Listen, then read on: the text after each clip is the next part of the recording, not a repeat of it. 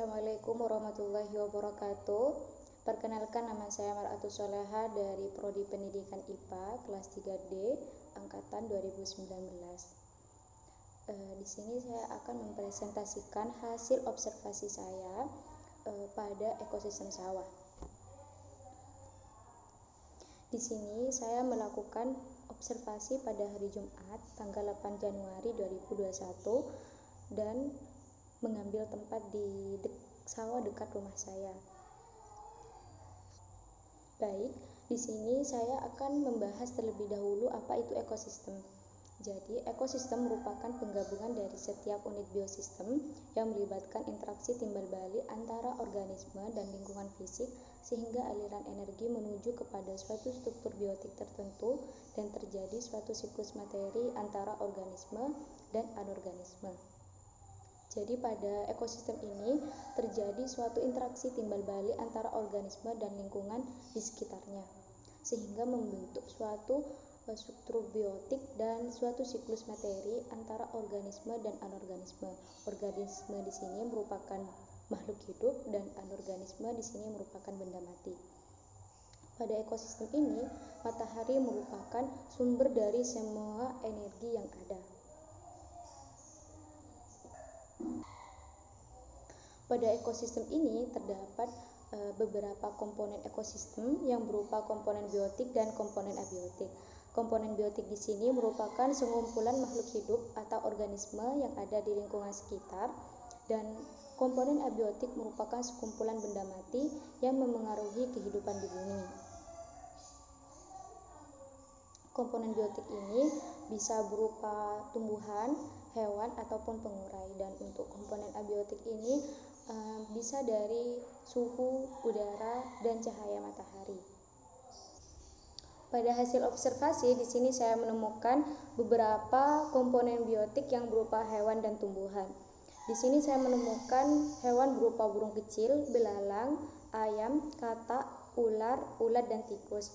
Dan untuk tumbuhan saya menemukan pohon singkong, pohon mangga, rumput, dan padi.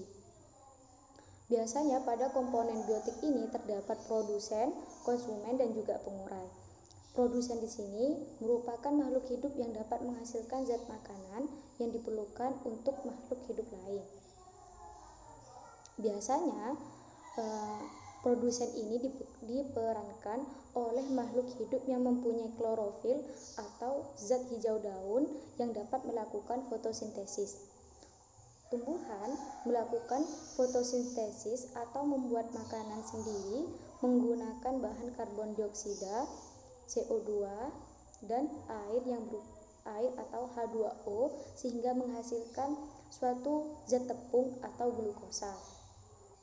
Selanjutnya, yang kedua yaitu konsumen, di mana konsumen ini merupakan makhluk hidup yang tidak dapat membuat makanannya sendiri atau organisme heterotrof. Konsumen ini akan bergantung kepada produsen atau makhluk hidup yang dapat membuat makanannya sendiri.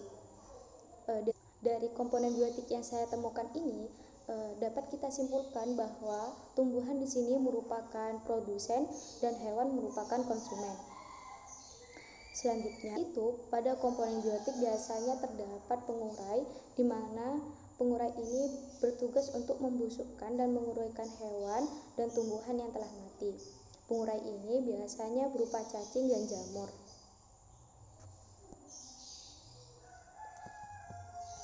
Yang kedua yaitu komponen abiotik, di mana komponen abiotik ini berupa air, udara, tanah, batu, dan suhu.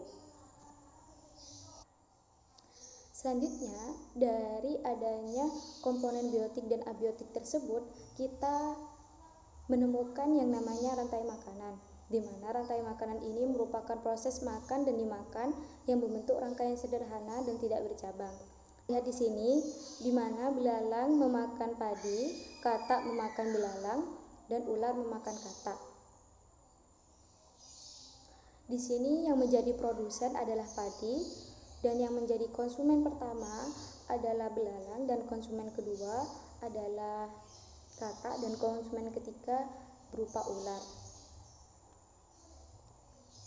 Dari rantai makanan tersebut, kita menemukan yang namanya jaring-jaring makanan, di mana jaring-jaring makanan ini merupakan hubungan alami dari rantai makanan dan representasi grafis dari proses makan dan dimakan dalam komunitas ekologis. Dapat kita lihat di sini terdapat jaring-jaring makanan yang dibentuk dari rantai-rantai makanan yang telah ditemukan. Selanjutnya yaitu aliran energi, di mana aliran energi ini merupakan proses berpindahnya energi dari suatu tingkat trofik ke tingkat trofik berikutnya yang dapat digambarkan dengan rantai makanan atau dengan piramida biomasa.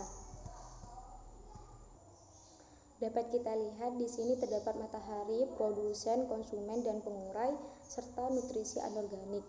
Jadi di sini matahari memberikan energi kepada produsen, sedangkan produsen memberikan energi pada konsumen, dan konsumen memberikan energi kepada pengurai, dan nutrisi anorganik memberikan energi serta nutrisi kepada produsen.